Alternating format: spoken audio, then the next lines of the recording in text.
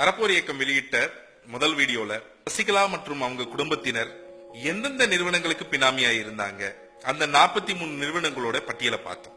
இந்த வீடியோல நம்ம பார்க்க போறது என்ன அப்படின்னு சொன்னா, சசிகலா மற்றும் அவங்க உறவினர்கள் நேரடியா அவங்க பேர்லயே எப்படி சொத்து சேர்த்தாங்க, அவங்க பேர்ல சேர்த்த சொத்துக்கு அவங்க எப்படிலாம் மத்தவங்களை மிரட்டினாங்க, அவங்க குடும்பம் எப்படி ஒரு ரியல் எஸ்டேட் மாஃபியா போல நடந்து இந்த சொத்துக்களை குவிச்சாங்க அப்படிங்கறத நம்ம பார்க்க போறோம்.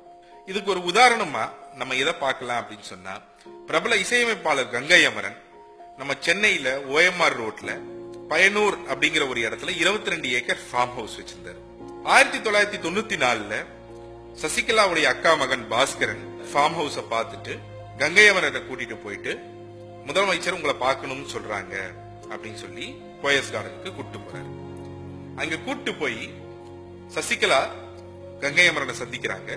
சசிகலா கங்கை அமரனை சந்திச்சு, முதலமைச்சருக்கு உங்களுடைய பங்களா ரொம்ப பிடிச்சு போச்சு, அதனால நீங்க இந்த பங்களாவை முதலமைச்சருக்கு வித்துருங்க அப்படின்னு சொல்றாங்க. கங்கை அமரன் அதுக்கு என்ன பதில் சொல்றாரு அப்படின்னு சொன்னா, இந்த நிலம் என்னுடைய இசையமைப்பு வேலைகளுக்கு மிக உபயோகமா இருக்கு, அதே நேரத்துல என்னுடைய குடும்பத்துக்கும் இந்த ஃபார்ம் ஹவுஸ் விற்கிறதுல இஷ்டம் இல்லை அப்படின்னு சொல்லிட்டு வந்துடுறாரு. ஆனா சுதாகரன் அவர் தொடர்ந்து கொஞ்ச நாளைக்கு தொல்லை பண்றாரு. கொஞ்ச நாள் கழிச்சு அவர் வீட்டுக்கே வந்துடுறாரு. சப் ரிஜிஸ்ட்ரார் இது போன்ற சில அபிஷியல்ஸோட வீட்டுக்கு வந்து கங்கை அமரனையும் அவர் மனைவியும் மிரட்டி பத்திரத்துல கையெழுத்து போட சொல்றாரு. 22 ஏக்கர் இருக்கக்கூடிய இந்த பயனூர் இடத்தை, பல கோடி ரூபாய் போகக்கூடிய இந்த இடத்தை வெறும் 13 லட்சம் ரூபாய்க்கு யார் பேருக்குன்னே சொல்லாம எழுதி வாங்குறாங்க. கொஞ்ச நாள் கழிச்சு பதிவிடும் போதுதான் தெரியுது அது சசிகலாவுடைய பேர்ல பதிவிடப்பட்டிருக்கு அப்படிங்கிறது. இது போல பயனூர் கிராமத்தில் இருக்கக்கூடிய இந்த 22 ஏக்கர், அதாவது சர்வே நம்பர் 381, 84, 91, 92 இது போல சர்வே நம்பர் கொண்ட நிலங்கள் அனைத்தையும் கங்கை அமரன் சசிகலா பேருக்கு டிரான்ஸ்பர் பண்ணிருக்கிறத நம்மளால பார்க்க முடியும். சசிகலா அவர்கள் இந்த நிலம் மட்டும் வாங்காம இந்த 22 ஏக்கர்ல இருந்து ஆரம்பிச்சு பக்கத்துல இருக்கக்கூடிய சிறுதாவூர், கருங்குழி பள்ளம் இது போன்ற கிராமங்கள்ல கிட்டத்தட்ட 112 ஏக்கருக்கு நிலம் வாங்கியிருக்காங்க. கங்கை அமரன் மாதிரி ஒரு பிரபல இசையமைப்பாளரே மிரட்டப்பட்டிருக்காரு அப்படின்னு சொன்னா, மத்தவங்க கிட்டே இருந்தெல்லாம் எப்படி நிலம் வாங்கியிருக்காங்க அப்படிங்கிறதுக்கான இமேஜினேஷனை நாங்க உங்ககிட்டயே விடுறோம். கங்கை அமரனை மிரட்டினதுக்கு என்ன ஆதாரம் இருக்கு அப்படின்னு கேட்டீங்கன்னா, இது நாங்க சொல்லல. கங்கை அமரனே கோர்ட்ல போய் நின்று ப்ராசிக்யூஷன் விட்னஸ் நம்பர் 40 இருந்து பயனூர் பங்களாவை என்னிடம் இருந்து மிரட்டிதான் வாங்கினார்கள் அப்படின்னு அவரே விட்னஸ் கொடுத்திருக்காரு. இந்த 112 ஏக்கர் நிலங்களும் பாத்தீங்க அப்படின்னு சொன்னா, சசிகலா, இளவரசி மகன் விவேக் மற்றும் சுதாகரன் இந்த 4 பேர் பேர்ல ரிஜிஸ்டர் பண்ணப்பட்டிருக்கிறத நம்மளால பார்க்க. அது மட்டும் இல்லாம பல சர்வே நம்பர்கள், உதாரணத்துக்கு சொல்லணும் அப்படின்னு சொன்னா 406 சர்வே நம்பர் எடுத்தீங்க அப்படின்னு சொன்னா சுதாகரன் பேருக்கு ரிஜிஸ்டர் பண்ணப்பட்டிருக்கிறத பார்க்கலாம்.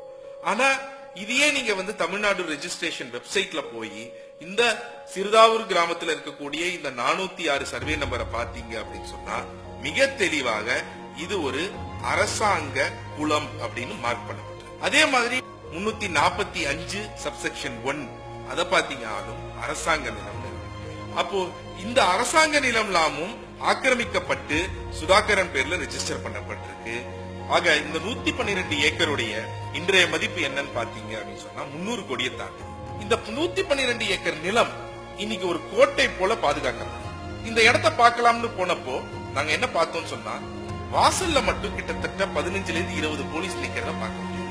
இவங்க 3 ஷிஃப்ட் அப்படின்னு சொன்னா கிட்டத்தட்ட 45 இருந்து 50 போலீஸ் இந்த இடத்தை ஒவ்வொரு நாளும் பாதுகாத்துட்டு இருக்கிறத பார்க்க. சசிகலா, இளவரசி, விவேக், சுதாகர் இந்த 4 பேர்ல யாருமே அரசியல் அமைப்புக்குள்ள வர, யாருமே அரசு ஊழியர்கள் கிடையாது, யாருமே மக்களால் தேர்ந்தெடுக்கப்பட்டவங்க கிடையாது. அப்போ இவங்களுடைய நிலத்துக்கு, அதுவும் முக்கியமா அரசு நிலங்களை ஆக்கிரமிச்சிருக்காங்க, மக்களை மிரட்டி இந்த நிலத்தை வாங்கியிருக்காங்க, அரசு குளங்களை ஆக்கிரமிச்சிருக்காங்க. இப்படிப்பட்ட ஒரு நிலத்திற்கு பாதுகாப்பு டிஜிபி ராஜேந்திரன் ஏன் தருகிறார்? இவர்களை போன்ற மாஃபியாக்களும் பினாமிகளும் தமிழகத்தை ஆள வேண்டுமா என்பதை நீங்கள் தான் முடிவு செய்ய.